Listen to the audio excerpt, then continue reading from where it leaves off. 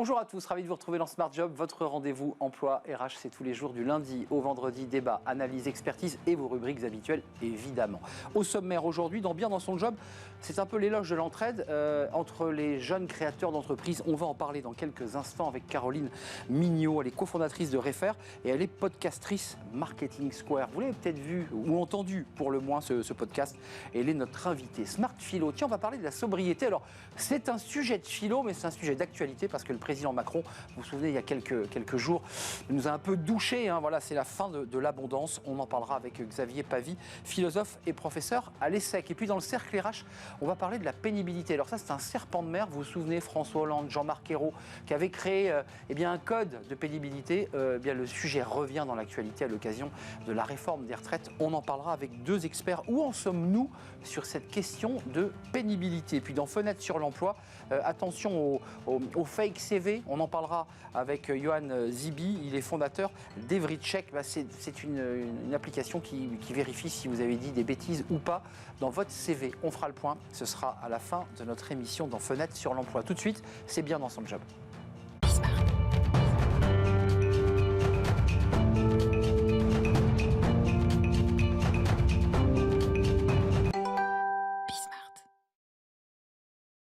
Bien dans son job, vous êtes peut-être devant la télévision, vous nous verrez peut-être ou écouterez en podcast, vous êtes des jeunes créateurs d'entreprise et quand on crée sa boîte, on se sent un peu seul, un peu perdu, on n'a pas de réseau, on n'a pas de lien, c'est compliqué et justement, on en parle avec Caroline Mignot. Bonjour Caroline, alors vous avez plusieurs casquettes, cofondatrice de l'application Refer, on va en parler avec vous, vous êtes podcastrice, ça cartonne d'ailleurs, une révélation de l'année 2021, Marketing Square, et puis vous créez aussi une autre structure, on va faire le point avec vous. D'abord, un petit mot sur vous, Caroline Mignot, parce que vous avez décidé de créer, comme vous le dites, une sorte de permaculture, ça on l'utilise pour les plantes, la permaculture des jeunes créateurs.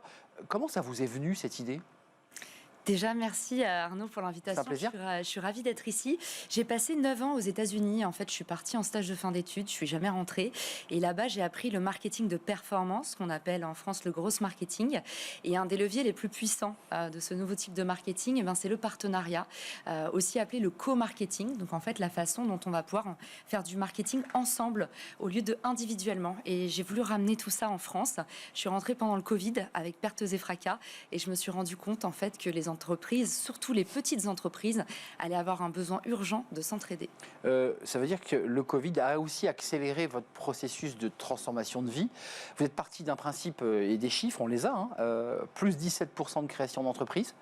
C'est un boom gigantesque. Ça, c'est une création en 2021 par rapport à 2020.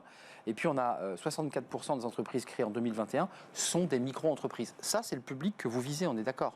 Tout à fait. Il y a eu vraiment, au moment du Covid, je pense à un avant et un après, ça a précipité la tendance. Il y avait d'un côté, en fait, une grande souffrance dans le monde du travail, où je pense de plus en plus de gens se plaignaient du manque de flexibilité, à mesure que nos générations, elles avancent et elles veulent de plus en plus de liberté et de polyvalence. Et à côté de ça, il y a eu effectivement le mal-être de beaucoup d'entreprises qui ont dû licencier, mettre à la porte beaucoup d'employés. On veut comprendre concrètement comment vous faites, parce que l'idée philosophique, on la comprend, c'est créer un écosystème pour leur permettre de se développer, d'échanger, j'imagine de partager les bonnes pratiques. Comment ça marche? C'est quoi? C'est une application? Comment vous fonctionnez? Alors la première brique que j'ai lancée, c'était pendant le Covid, c'était Richmaker. Et du coup, l'idée de Richmaker, c'est créer un site de rencontre, mais pour les marques. Et ce que je mets derrière... Le mythique de l'auto-entrepreneur? Exactement ça. Et pas seulement des auto-entrepreneurs, il y a des boîtes de toute échelle. Parce qu'un des postulats, c'est justement celui de l'open innovation aussi. C'est-à-dire qu'une grosse boîte peut travailler avec une start-up, qui peut travailler avec des indépendants peuvent travailler avec des agences. L'idée de Richmaker, c'est de créer des écosystèmes qui soient forts et qui soient en fait centrés sur optimiser ses résultats, quel que soit le type de partenariat. On a du partenariat média, on a du sponsoring, on a des échanges de visibilité, on a des jeux concours. En fait, c'est en fonction de vos objectifs, on va vous trouver le type de partenariat adapté. Donc c'est à travers une plateforme numérique qu'on met en relation, qu'on va chercher éventuellement. On cherche quoi? L'auto-entrepreneur, le jeune créateur d'entreprise de SARL, de SAS, qu'importe. Qu'est-ce qu'il vous demande en priorité? Qu'est-ce qu'il cherche? Du chiffre d'affaires? Il cherche du réseau? Justement, en général, on ne sait pas très bien ce qu'on cherche. Au début, on est en lancement, on est un peu perdu et c'est pour ça que le réseau est efficace. Donc, il cherche à rencontrer les gens de son écosystème pour apprendre d'eux et il cherche aussi des leviers actionnables pour gagner très vite des sous, des leads, donc de la data, et puis gagner en visibilité aussi. Et la plateforme a pour vertu de le guider là-dedans, un peu comme si vous aviez un account manager qui allait pouvoir vous trouver le bon partenaire et actionner le bon partenariat. Vous dites, si on appliquait les bons principes du vivant, je parlais de la permaculture, c'est-à-dire l'idée de faire vivre et de cohabiter des plantes entre elles qui se donnent de l'amour et de l'énergie, c'est le cas de le dire, si on l'appliquait au monde des vivants. C'est ce que vous faites en fait. Vous créez en fait un écosystème dans lequel le chef d'entreprise s'épanouisse. En fait, l'idée, c'est de se dire aujourd'hui, comme dans le vivant, les espèces qui vont être le plus pérennes, c'est pas celles qui sont les mieux nées, en fait, c'est celles qui ont appris à collaborer. Et ben, on pense que ça va être pareil pour les entreprises et qu'aujourd'hui, les alliances, les partenariats stratégiques sont l'avenir de l'entreprise. Caroline, il y a un club que vous êtes en train de créer. Alors là aussi, c'est toujours dans l'esprit. Alors, les clubs, ça existe depuis longtemps. Qu'est-ce qu'il a de différent? Qu'est-ce qu'il a de particulier? Qu'est-ce qu'ils ont de particulier, vos clubs? Alors sur l'application Refer, qui est une application gratuite, on lance un business club qui va complètement dépoussiérer le milieu. L'idée, c'est de vous permettre de rencontrer jusqu'à 12 personnes en 1 heure.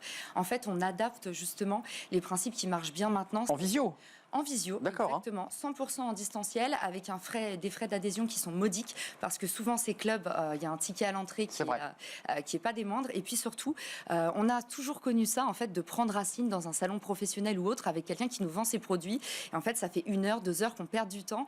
Donc nous, on veut ramener en fait de l'énergie et de la data au centre des business clubs. Donc un algorithme va déterminer, Arnaud, avec qui tu matches. Et tu en as pour 5 minutes. Et après, tu as des leviers actionnables qui te permettent directement en fait, de passer à l'action, nouer un partenariat, partager ton réseau ou autre. Alors Caroline Mignot, c'est le sujet de la fin de notre échange, mais je sais que ça vous tient très à cœur, c'est les podcasts. Je vous ai lu dans une interview, j'ai le sentiment que vous prenez votre pied à faire ces podcasts, qu'il y a un vrai plaisir. C'est quoi l'esprit? Alors on sait ce qu'est un podcast, évidemment. C'est là aussi pour créer de l'écosystème, du lien. C'est quoi l'esprit de ces podcasts? C'est exactement ça. En fait, je trouve que surtout, c'est pour créer de l'inclusion. Ce qui m'a beaucoup manqué en tant qu'auditrice de podcast, c'est que j'avais l'impression qu'on voyait toujours les mêmes, qu'on invitait toujours les mêmes et qu'en fait, quand on est médiatique, toutes les portes sont ouvertes et puis derrière, il n'y avait pas tellement d'inclusion et ni de diversité. Donc, mon parti pris, ça a été en septembre dernier, d'arriver à contre-courant avec un format court et des invités qui sont que des inconnus. Tous les jours, hein? Exactement, un par jour. Un par jour, c'est colossal. Maintenant, c'est 3 par semaine, mais au début, en fait, je suis arrivée avec un épisode par jour. Et toujours petits invités, mais grands généreux, c'est la devise du podcast. Donc ça veut dire que dans votre journée, quand vous la coupez en tranches, parce que vous êtes aussi une entrepreneuse, vous y consacrez combien de temps à ce podcast? C'est un boulot quand même, hein. Il faut caler les invités, il faut les trouver, il faut éditorialiser, puis il faut faire la promo aussi de tout ça. C'est vrai, alors c'est un défaut professionnel, des formations professionnelles. Le gros marketing, c'est que de l'optimisation. Donc moi, je teste des choses à petite échelle et en fait, j'essaie de raccourcir, de rétrécir au maximum le temps de production du podcast et c'est grâce à ça qu'on arrive à des délais aussi courts et je partagerai volontiers mes recettes dans un futur épisode avec plaisir. Écoutez, on serait ravis. Venez poser votre micro, donnez la parole. On est des entrepreneurs ici chez Bismart à l'origine. Merci beaucoup, Caroline Mignot, cofondatrice de l'application Refer. Vous êtes podcasteuse sur ce podcast Marketing Square sur toutes les applications, sur toutes les plateformes. Exactement. Et puis il y a Richmaker. Un écosystème à moi. Pour les jeunes créateurs, mais on l'a entendu, pas seulement d'ailleurs, pour toutes les entreprises qui voudraient pousser la porte de Richmaker, votre application. Merci Caroline de nous avoir rendu visite. On va parler de sobriété. Alors c'est important, c'est un mot important, la sobriété, c'est un mot politique et philosophique. C'est Smart Philo.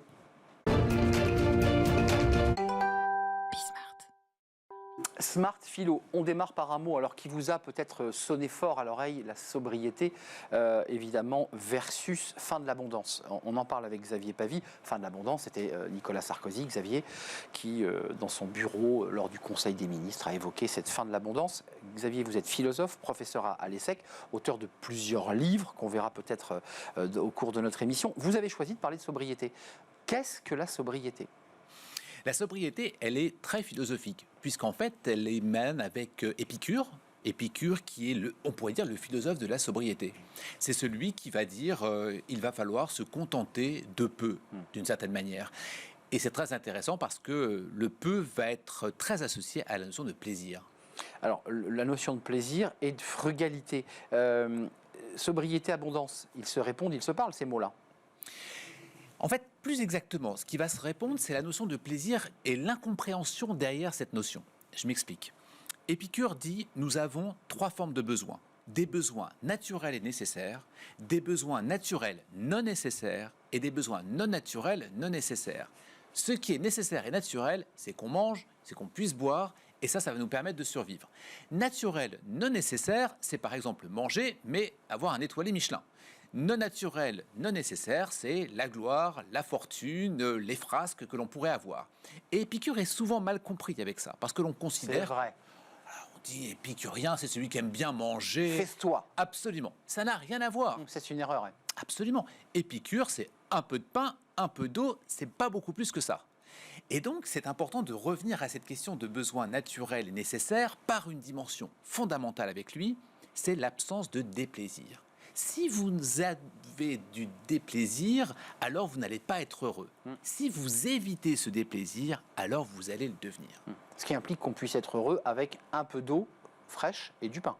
Absolument. C'est ce qu'implique Épicure. Absolument. En fait, ce qu'il faut chercher, c'est la tranquillité de l'âme.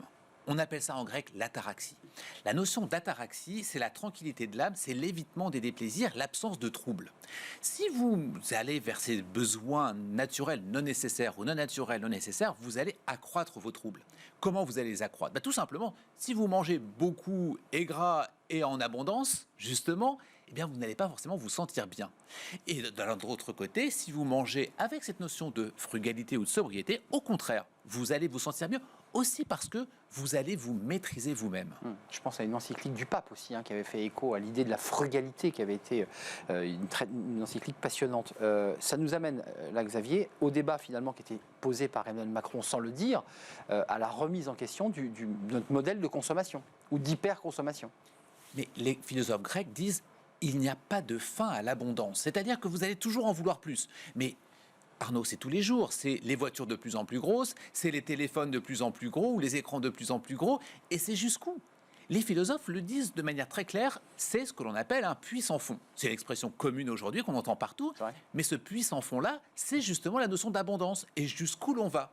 Or, justement, les philosophes antiques disent revenons un peu sur Terre et revenons un peu à une consommation raisonnable, raisonnée, qui justement permettra l'accès au plaisir et à la maîtrise de soi. Alors ouvrons à l'actualité, puisque j'évoquais Emmanuel Macron. Pourquoi cette phrase, cette prise de position du président de la République a suscité autant de polémiques et de critiques ? Parce qu'on lit la sobriété comme de la contrainte. Il l'a probablement mal présenté, parce que c'est tout simplement une volonté de rechercher un autre mode de vie. Lorsque des épicuriens se retrouvent dans leur jardin, ils vivent très bien, ils sont très contents de vivre à la fois ensemble, à la fois avec ce qu'ils ont. On est en train de présenter la sobriété comme quelque chose de négatif ou quelque chose de contraignant. Comme une punition. Comme une punition. Pardonnez-moi, c'est un cartade, mais c'est la punition d'aller prendre le train au lieu de prendre l'avion, comme on peut le voir dans les médias aujourd'hui. Ça n'est pas le cas. Le PSG. Absolument. Les jets privés. En un mot, cette question philosophique doit être remise au cœur du débat. Sinon, on crée des malentendus, on crée des tensions sociales, puisque c'est de ça dont il est question. C'est le risque, si on n'explique pas ce mot. C'est le but de nos chroniques ici, Arnaud. C'est de dire de quoi est-ce que l'on parle. Eh bien ici, quand on vient et on explique ce qu'est la sobriété par rapport à l'abondance, de quoi avons-nous besoin ou pas, nous reposons les choses de manière très calme, en disant de quoi est-ce que nous avons besoin et comment l'expliquer. Ce n'est pas ce qui s'est passé avec le propos d'Emmanuel Macron. Donc ça veut dire qu'il est important de donner la bonne définition. Et ce que je trouve amusant dans votre chronique, c'est qu'on utilise le mauvais mot quand on dit « cet homme est un épicurien », pour conclure. C'est pas vrai. On n'est pas dans la surabondance quand on est un épicurien, pour que les choses soient dites. Surtout pas. On est justement dans cette sobriété. Et encore une fois, Arnaud, il faut insister sur ce point-là. Ça ne veut pas dire qu'il n'y aura pas de plaisir. Le plaisir est dans la sobriété. Du pain et de l'eau. Enfin, il faut que le pain soit de bonne qualité quand même. Un peu, parfois un peu de vin. Épicure en prenait. On est d'accord. J'aime bien que vous rajoutiez la petite note de vin, un bon vin avec un peu de pain.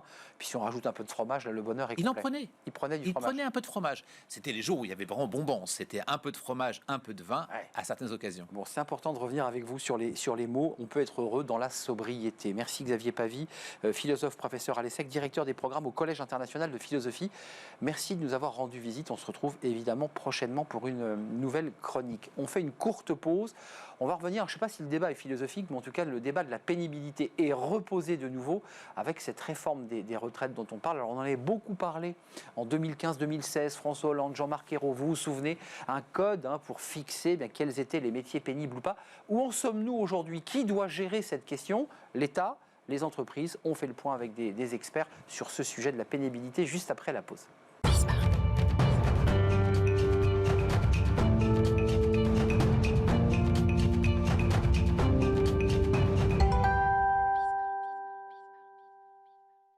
Le cercle RH, le débat quotidien de Smart Job pour parler d'un sujet alors dont on va commencer à en parler, et on va beaucoup en parler autant qu'on parlera de la réforme des retraites. La pénibilité. Où en sommes-nous exactement de ce sujet de pénibilité? Quels sont les métiers pénibles? Quels sont ceux qui sortiront du champ de la pénibilité? Tout ça est assez complexe et on se souvient de la réforme Hollande-Hérault avortée où le MEDEF notamment avait totalement battu en brèche cette possibilité de pouvoir classifier, organiser dans les entreprises. Il va falloir faire quelque chose sur cette question de pénibilité parce que beaucoup de salariés sont en souffrance physique sur leur poste de travail. On fait le point avec deux experts de ce sujet. Franck Morel, merci d'être avec nous. Avocat en droit social au cabinet Flichy-Granger avocat.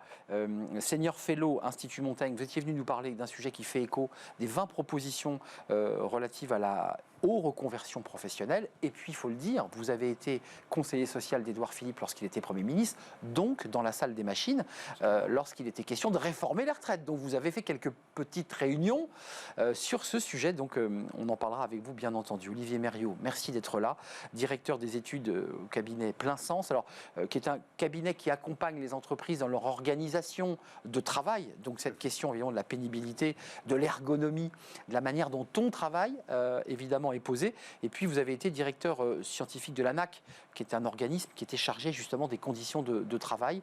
Vous ne l'êtes plus, me semble-t-il. Je ne le suis plus. Vous n'êtes plus. Depuis 2019. D'abord, un petit mot sur avant, pour que ceux qui nous regardent essaient d'y voir clair. Quand on parle à des cadres, aujourd'hui, de plus de 50 ans, dans des entreprises, ils vous disent, mais moi, j'ai le sentiment de faire un métier pénible, et pourtant, je suis dans le tertiaire. Et pourtant, j'ai un costume, j'ai une cravate, j'ai un bureau. Et puis quand vous parlez à un maçon ou à une caissière, elle vous dit, mais attendez, moi je porte 5 tonnes par jour de courses, le maçon ou le gars de chez Amazon, il porte 10 tonnes par jour de colis. J'ai le sentiment, peut-être me trompais-je, que tout le monde finalement peut revendiquer la pénibilité de son travail. Non, C'est un peu la difficulté de ce concept justement de pénibilité. C'est un des éléments d'explication qui fait que pendant des années, on a eu du mal à l'appréhender. Oui. Parce qu'on doit l'objectiver en réalité. On peut avoir une vision extrêmement relative de la pénibilité, ce qui est pénible pour quelqu'un ne l'étant pas forcément pour quelqu'un d'autre. Oui. Et donc, si on veut s'attaquer à la pénibilité, c'est-à-dire faire en sorte d'améliorer les conditions de travail ou prendre en considération la pénibilité, c'est-à-dire compenser une situation parce qu'elle est pénible, il faut commencer par un exercice de définition. Alors cet exercice... Ma question est embarrassante parce que j'ai le sentiment que quel que soit le corps de métier, chacun, et ça a été le problème du compte Hollande de pénibilité, c'est que tout le monde revendiquait sa pénibilité.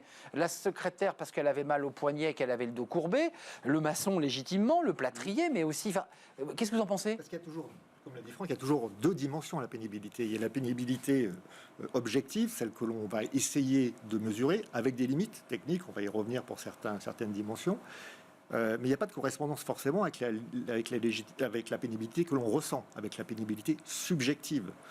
Et d'ailleurs, vous pouvez tout à fait, c'est pour ça que le terme peut-être a été un peu mal choisi, vous pouvez tout à fait être exposé, par exemple, à des agents chimiques dans votre travail, qui relevaient auparavant du référentiel de la pénibilité, sans ressentir quoi que ce soit.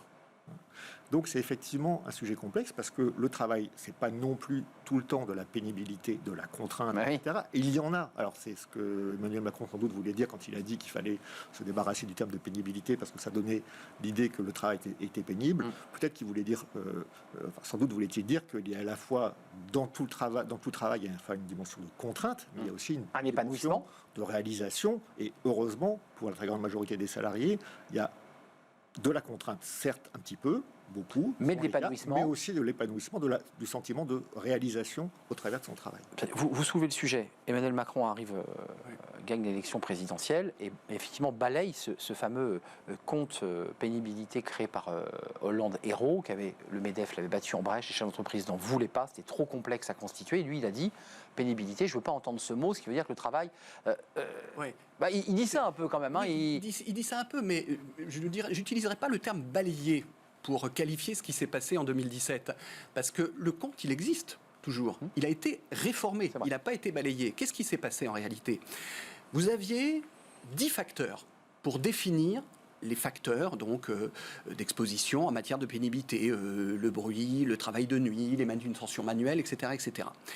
Facteur qui était dans la législation depuis 2010 et qui était issu d'une négociation extrêmement ardue, extrêmement Avec les partenaires complexe sociaux. entre les partenaires sociaux qui avait duré 3 ans, entre 2005 et 2008. Donc là, on commençait à objectiver des On éléments commençait à clairs et objectiver nets. des éléments. Mais après, vous avez deux conceptions qui se sont heurtées, qui étaient les deux conceptions suivantes et qui renvoient à ce que nous disions il y a quelques secondes au sujet du caractère relatif ou absolu de l'approche par rapport à la pénibilité. Ces deux conceptions, on pourrait les qualifier de deux mots, qui sont le mot pénibilité et le mot usure. Usure, exact. C'est-à-dire d'un côté une conception liée au fait de mesurer une exposition à une situation de travail. Et donc ça, c'était la conception Hollandero, effectivement, du compte tel qu'il Exactement. a été mis en place. Lourd, trop lourd à 2012, gérer pour les chefs d'entreprise. Mais effectivement, pour certains des 10 facteurs, quasiment impossible à mesurer. Il y a eu 5 rapports C'est parlementaires, vrai. de rapports d'experts qui ont essayé de modifier ça pour le rendre praticable, qui n'y sont pas parvenus. Donc en fait, on est dans une impasse là aujourd'hui. Et l'autre option, du coup, qui est celle, effectivement, qui était celle de la réforme de 2010, et qui a été mise en avant aussi en 2017, c'est l'option usure. C'est-à-dire une option consistant non pas à s'intéresser à une exposition lors de conditions de travail, mais à s'intéresser à un impact sur la santé. Le corps, le C'est-à-dire psychisme. le corps. Alors, au regard... Mais j'ouvre le psychisme tout de suite parce que le débat était ouvert. Oui, le psychisme, on en dira 2 mots. Mais en tout cas, au regard de facteurs, les On est facteurs d'accord. en question. Et donc, au regard de ces facteurs, est-ce que la personne qui a été confrontée à ces facteurs a eu un impact médicalement constaté sur sa santé Là. qui produit un certain effet? Voilà, c'est ces deux. Et en 2017, ce qui a été fait, c'est un tri dans les 10 facteurs, en disant voilà, il y a certains facteurs sur lesquels on peut mesurer simplement une exposition. Exemple, travail de nuit. Travail de nuit. Travail de nuit, on sait mesurer facilement les horaires auxquels quelqu'un travaille. Et les effets que produit un travail de Et nuit les sur le effets métabolisme, produits, le ça, sommeil. c'est autre chose. Mais en tout cas, on sait le mesurer en termes d'exposition. Exposition. En revanche, il y a 4 facteurs qui ont été enlevés parce que, risque chimique par exemple, parce que pour le coup, on ne savait pas mesurer simplement une exposition. Et pour ces facteurs-là, on a renvoyé plutôt à l'approche usure, c'est-à-dire l'approche constat médicalisé. Alors, avançons parce que il y a le débat actuel des retraites où les partenaires sociaux vont de nouveau consulter, peut-être bientôt, sur un certain nombre de règles et la pénibilité reviendra sur la table. Vous êtes, au-delà de vos activités de directeur scientifique ex à l'ANAC, vous êtes aussi dans une entreprise qui accompagnait les entreprises pour... J'ai le sentiment que la philosophie est en train un peu de basculer. On dit aux entreprises, attendez, soyons logiques, c'est à vous de prendre en charge la santé des salariés, c'est votre mission. Donc vous devez tout faire en amont, préventivement, pour que finalement l'usure ou la pénibilité n'ait pas lieu. Est-ce que c'est un peu ça qu'on est en train de nous vendre? C'est un peu ça, effectivement, la bascule qu'a identifié Franck entre une approche purement centrée sur l'exposition et une approche plutôt centrée sur l'usure, donc une approche beaucoup plus préventive.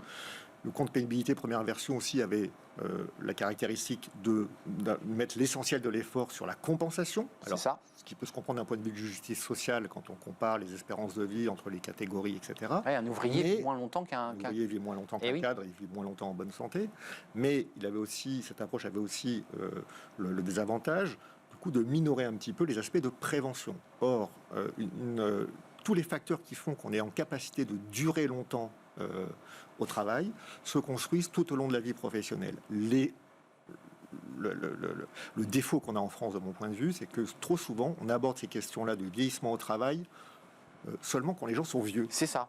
Quand c'est trop tard, Ouais. en Quand réalité. on s'en rend compte, on se dit, ah bah c'est trop tard. Il a été usé par le métier. C'est ça. Alors c'est ça qui est particulièrement difficile à mettre en œuvre, pour les entreprises en particulier, parce que c'est une logique d'anticipation, et on sait très bien, anticiper, c'est tout le temps, c'est très difficile. Alors, attendez, excusez-moi, parce qu'il y a les métiers faciles, excusez-moi de le dire comme ça, il y a les métiers manuels dont on sait que le plâtrier a été plié en deux, le carreleur, les plaquistes, les maçons, enfin tous les métiers du BTP sont des métiers à usure, où on s'est usé. Mais j'évoquais le psychisme, on a vu le Covid et ses effets de salariés, cadres, qui ont pété les plombs, qui sont partis en burn-out. Est-ce que ça sera pris en compte pour un burn-out reconnu, en disant, moi j'ai été aussi de manière exposé et je revendique de partir à la retraite plus tôt? C'est assez compliqué, le facteur psychologique, de le prendre en compte Eh oui. sans faire abstraction du fait qu'il est multifactoriel. Il est structurellement multifactoriel. Si vous êtes déprimé, et même très déprimé ou en burn-out, vous pouvez bien évidemment en trouver la source dans des raisons professionnelles, mais vous pouvez aussi en trouver la source dans plein d'autres raisons qui n'ont rien à voir avec votre métier. C'est vrai. Donc c'est pas ce qui est pas évident. C'est dans souvent cet plaidé comme exercice. ça d'ailleurs dans les C'est de cours. faire le tri, bien évidemment, c'est de faire le tri. Alors ça ne veut pas dire qu'il ne faut pas faire de la prévention, évidemment qu'il faut faire de la prévention, mais dès lors que vous mettez attacher à cette situation Donc ça, c'est le sujet un un peu... élément de compensation, une carotte, un avantage particulier, vous allez créer un enjeu supplémentaire qui va rendre les choses beaucoup plus compliquées au regard de ce caractère multifactoriel. Moi, j'ajouterais autre chose. C'est que prévention et compensation sont pas toujours aisées à concilier l'une par rapport à l'autre. Parce que en mettant en place des systèmes de compensation, on peut parfois aller à l'encontre de la prévention dans le sens où on va rendre attractive, du point de vue de ces compensations, l'existence de certains types de tâches ou de certains types d'activités, et donc faire en sorte que des gens vont rester sur des métiers pénibles sans pour autant que ça soit bon pour leur santé. Et puis deuxième chose... Donnant, Franck Morel. Oui, c'est Excusez-moi, donnant. vous faites un métier, on le sait, qui sera pénible, mais en revanche, il y aura une gratification à la fin de votre carrière, parce qu'on ne vous emmènera pas jusqu'à 65 ans à ce rythme-là. D'accord, mais il faut faire attention. On a eu ce problème dans un certain nombre de négociations collectives au niveau de secteur d'activité, et il faut y prendre garde. Et puis, un autre aspect, c'est être très attentif aux effets de frontière, aux effets de bord.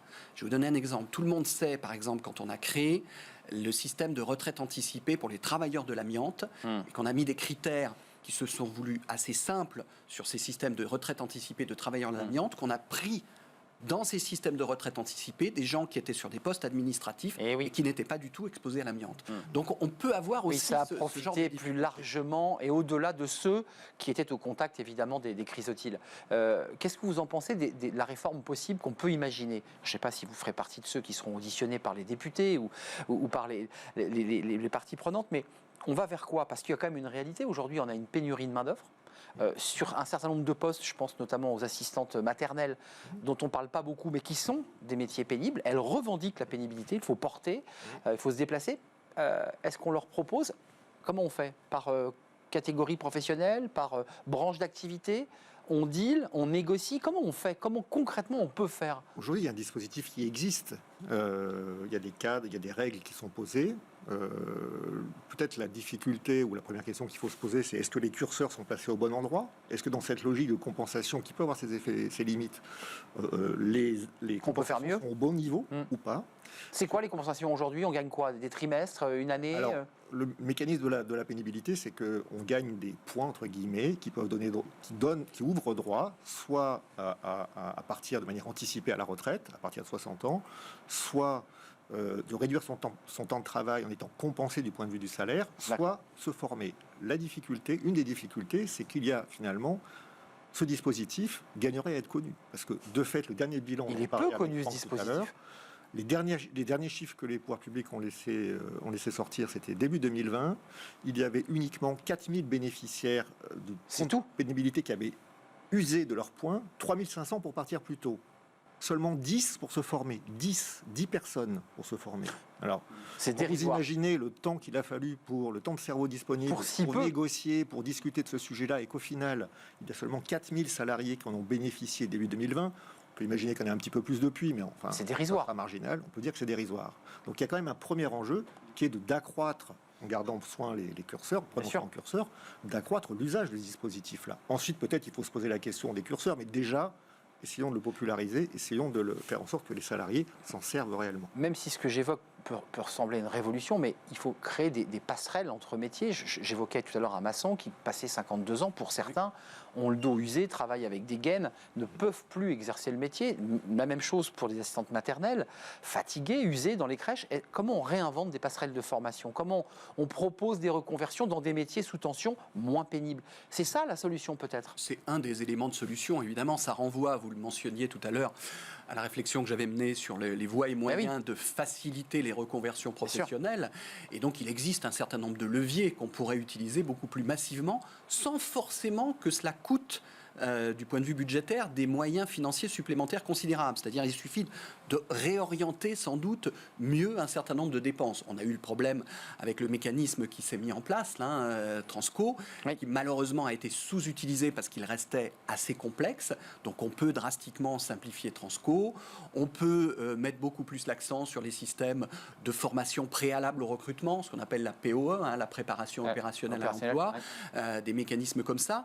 Et puis, on peut se poser la question aussi d'une meilleure orientation du CPF. hein, c'est ce que j'avais évoqué, parce que je pense qu'on a un outil qui est intéressant, mais qui est assez largement utilisé, peut-être pas suffisamment... Et pas assez ciblé voilà, sur pas les besoins. Suffisamment ciblé sur les besoins, sur là où il y a vraiment des besoins, des métiers en tension, pour organiser des reconversions lourdes. Donc, j'oublie le nettoyage en pénibilité. Bien sûr. Je parle aussi des métiers du nettoyage avec des horaires décalés, Oui. parfois aussi des choses à porter, des situations physiques complexes. Bien sûr. Quelles seraient vos pistes? Alors évidemment, vous n'êtes pas auditionné pour l'instant devant la commission des affaires sociales à l'Assemblée ou devant le Premier ministre, mais la Première ministre, mais ça serait quoi les pistes possibles? Parce qu'on voit quand même qu'on est dans un petit bug.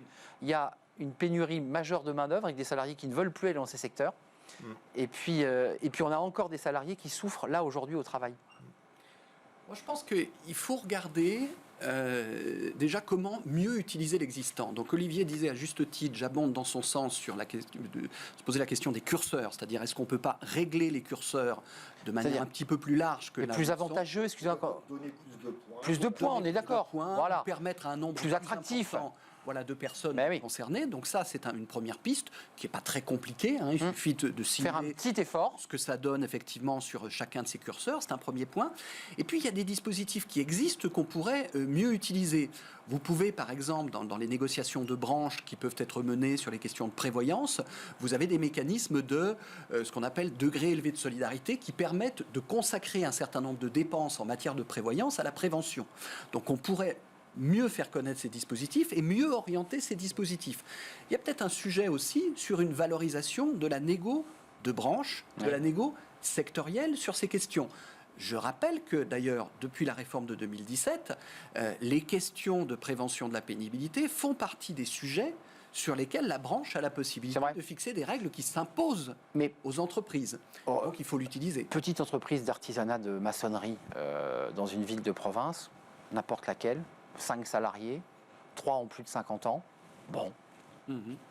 Pour le patron qui gère sa petite équipe et qui fait ses pavillons, tout ça lui passe au-dessus de la tête. Il a 3 salariés qui sont brisés, qui lui disent, moi le matin, je ne peux pas venir. Qui lui disent une fois sur 2, je ne peux pas venir sur le chantier, je suis en arrêt maladie.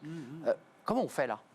Ce que vous pointez, c'est une réalité. C'est que les entreprises ne sont évidemment pas à égalité pour faire face à ces sujets-là. Et non. Donc, un des aspects de la réponse, c'est aussi de construire un écosystème d'acteurs, d'opérateurs, privés, publics, professionnels, consulaires, peu importe, qui vont prendre en charge, qui vont aider les entreprises, qui vont les accompagner, particulièrement les PME, sur ce sujet-là.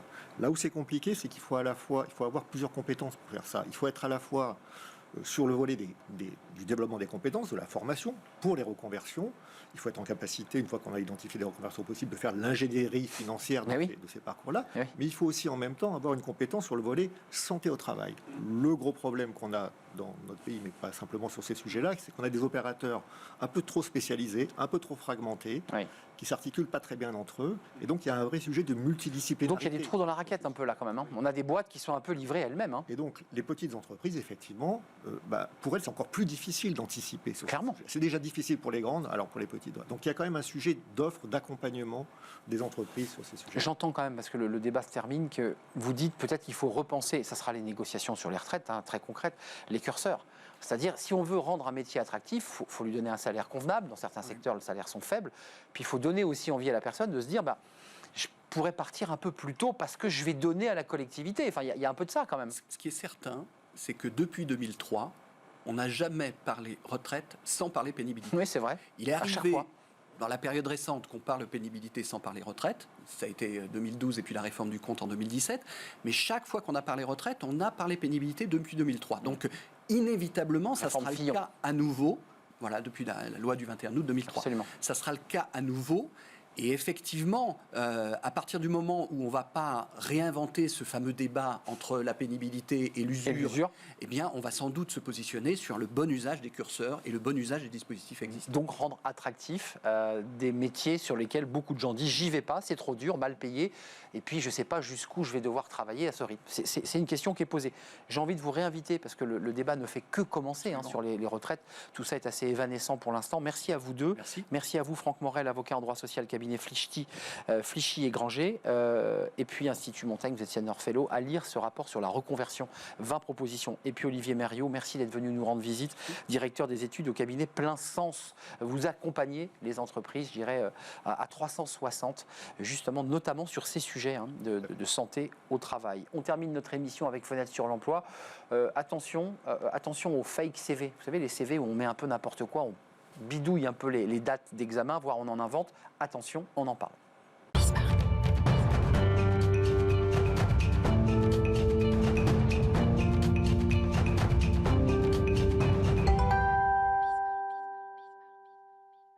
Fenêtre sur l'emploi, les CV, évidemment, on nous dit que ça ne sert plus à rien, mais on envoie toujours des CV. Et il y a quand même en bout de chaîne des managers, des recruteurs qui regardent les CV. Attention de ne pas écrire n'importe quoi parce que, évidemment, on peut évidemment se faire dévoiler. Johan Zibi, merci d'être avec nous. Vous êtes cofondateur d'Evrycheck. Merci d'être avec nous. Alors, vous avez inventé un système, enfin un logiciel. C'est quoi? C'est un robot détecteur de mensonges? C'est quoi? C'est comme aux États-Unis, on met le doigt, on passe le fil et puis on voit si on ment? Alors, ça serait simple. Ça serait génial. Ça serait plus simple, effectivement. Alors, on a inventé la version européenne du background check, donc, qui se fait aux États-Unis depuis plus de 30 ans. Parce qu'il y a des règles différentes juridiques. Et puis surtout, il y a des habitudes qui sont différentes. On est des latins, on aime bien un petit peu en rajouter sur plein de choses. On enjolive. On enjolive, c'est un peu notre charme. Sauf que quand on arrive sur des sujets aussi sérieux que ça, il faut faire attention. Et effectivement, chez les anglo-saxons, ils font de la vérification depuis de nombreuses années. Et moi, j'ai ramené ça dans mes valises quand j'y ai travaillé. Donc on a inventé Evrycheck il y a 7 ans maintenant, qui est le spécialiste en France de la vérification de CV avant embauche. Donc ça veut dire qu'il faut aller chercher quoi? De la data, il faut aller prendre le CV, le scanner, et ligne à ligne, vérifier si c'est bien un DEA avec mention bien, vérifier si c'est bien le bon logiciel. Comment on fait? Alors, aujourd'hui, notre premier métier, c'est la vérification factuelle. Donc, la carte d'identité, les emplois et les diplômes. Donc, est-ce que vous avez bien obtenu les informations que vous annoncez sur votre CV? D'accord. Pour ça, on a une équipe de vérificateurs qui est en France, qui va faire de l'enquête, avec autorisation du candidat. On n'a pas le droit de vérifier sans l'autorisation du candidat. Donc, cette équipe va faire le travail d'enquête, accompagné par du logiciel, de l'intelligence artificielle, des partenariats. On a aujourd'hui près de 20 000 personnes qui nous ont déjà répondu pour nous aider dans nos recherches, pour faire une vérification en moins de 48 heures. Donc Big Brother is watching you, c'est-à-dire qu'à un moment donné, je donne mon CV, je dis oui. Alors si on dit non, tiens, partons du principe, l'entreprise dit, vous allez passer évidemment au checking d'Evrycheck. Je dis non. Qu'est-ce qui se passe? Ça veut dire que j'ai menti? Implicitement, je dis à mon employeur, je vais peut-être un peu menti? Alors, c'est une bonne question. Nous, on invite nos clients à prévenir les candidats le plus tôt possible dans le processus. Et nous, on intervient le plus tard possible dans le processus. Donc, au début, ils vont dire, pour rejoindre Bismart, sachez qu'à la fin, si on a envie d'avancer avec vous, il y aura un contrôle. Est-ce que vous êtes OK avec ça? S'il n'est pas OK, il va devoir expliquer pourquoi. Il est obligé de justifier son nom ou il peut très bien dire non? Il peut dire non, mais après, imaginez-vous, demain, vous recrutez quelqu'un, c'est un peu compliqué de vouloir cacher ça. Le Code du travail, normalement, oblige l'employeur à demander les justificatifs. Aux États-Unis, si je m'abuse, on n'est pas obligé de demander l'autorisation du salarié. Ah si, quand même. Pareil. Si, alors, il y a par exemple, sur les réseaux sociaux, eux font des contrôles là-dessus, ils n'ont pas besoin d'autorisation. Parce que vous avez donné votre accord à Facebook ou à LinkedIn. En France, c'est différent. Alors, il y a des sujets. Alors, j'évoquais un DEA de sciences humaines. Bon, évidemment, on a menti sur la mention. Vous allez le signaler à l'employeur. Il a eu mention passable. Il a dit que c'était bien. Pas grave. Ça, c'est pas grave. C'est pas grave. C'est le feu orange. On est d'accord. Mais le feu rouge, c'est quand vous traitez de sujets médicaux, de pharmacie, de chercheurs. Là, ça devient beaucoup plus compliqué. Ça devient beaucoup plus important. Pour le coup, le feu rouge, il va intervenir quand on a une information qui va changer la direction qu'avait pris le recrutement. On intervient au moment du contrat de travail, au moment de l'offre. Ce ne serait pas plus logique, excusez-moi, d'intervenir dès le début, parce que ça évite 3 semaines, 1 mois de discussion. Alors, nous, on préférait, parce que le volume serait beaucoup plus important. Mais c'est pas possible, parce que le candidat, on va lui demander une intervention. Il va devoir se connecter à notre plateforme, signer une autorisation. Ah oui. C'est quelque chose qui lui prend 5 minutes. Mais si vous demandez ça trop tôt à un employeur, surtout dans le marché de l'emploi qu'on vit, ça bloque. Qui est tendu, il va dire, pourquoi je vais aller chez eux alors qu'ailleurs on me demande rien. Donc on intervient le plus tard possible. Et puis, ça muscle la marque employeur. Dire, écoutez, on est une grande maison, on ne fait pas n'importe quoi. Quand on a démarré il y a 7 ans, c'était un sujet. Aujourd'hui, c'est quelque chose qui rentre dans les mœurs. Et puis, on a le 3/4 du CAC 40, ils ont l'habitude, ça rentre dans les mœurs. Donc, d'ici quelques années, ce serait quelque chose de normal. Vous parlez de marque employeur, et pour l'employeur, quoi, c'est une garantie, ça le sécurise. Il se dit, j'ai recruté la bonne personne, tant sur les soft skills ou sur mais je suis sûr de ses compétences. Je suis sûr que c'est quelqu'un même dans son caractère qui ne ment pas. Alors, il est fiable. C'est drôle que vous me disiez ça. J'ai un client, un DRH d'un grand groupe, qui m'a dit, on n'a pas d'autres moyens pour étalonner, pour qualifier l'honnêteté d'un candidat. Oui. On ne peut pas lui faire un test, laisser un billet par terre et voir s'il le prend. On n'a pas ce moyen-là. En tout cas, cette solution nous permet de savoir si... En tout cas, il ne nous a pas menti sur les 8 entretiens qu'il vient de passer, sur le fait qu'il est vraiment Bac+5. Yoann Zibi, le business, c'est-à-dire l'évolution du marché, c'est quoi? Les entreprises sont de plus en plus dans le désir de contrôle, parce que c'est un peu paradoxal. On nous dit, mais il y a une pénurie d'emplois, les salariés ont le pouvoir, et en fait, ils ont le pouvoir, mais enfin, on les surveille quand même. C'est un peu cordélien, ce qui se passe. Bah ouais. Ça va un peu dans les deux sens. À côté de ça, c'est pas parce qu'on recrute moins qu'on recrute mal. Justement, vous avez moins de chances pour choper le bon candidat. Donc, du coup, vous allez optimiser le plus tard possible vos chances d'avoir le bon avec cette solution. Le marché, on a aussi une montée des conformités. Il y a des nouvelles normes ISO qui arrivent, qui conseillent de faire du background check. ISO 27001, qui est la plus connue pour le moment, invite les recruteurs à le faire. Donc c'est quelque chose qui rentre dans les mœurs. Merci Yoann Zibi. Everycheck, vous êtes peut-être déjà passé à la moulinette de son entreprise, Everycheck, pour vérifier que votre CV est bien en règle. Merci d'être venu sur le plateau, Yoann, et puis bon vent pour la suite de vos activités Everycheck. C'est la fin de notre émission. Merci à vous, merci de votre fidélité. Vous pouvez écouter notre émission en podcast, faut-il le rappeler. Merci à Théo, notre réalisateur. Merci à Thibaut pour le son. Et merci à Nicolas Juchat qui m'accompagnait aujourd'hui. Merci à vous et à tous ceux, évidemment, qui réagissaient et qui nous regardaient, bien entendu. Je serai là demain. Bye bye. D'ici là, portez-vous bien et restez fidèles au programme de Smart Job.